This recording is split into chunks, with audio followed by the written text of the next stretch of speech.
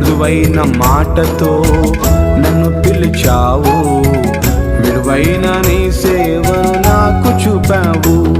నీ మాటే లేకపోతే నేనేమవుదునో, నీ సేవే లేకపోతే నేనెక్కడ ఉందునో.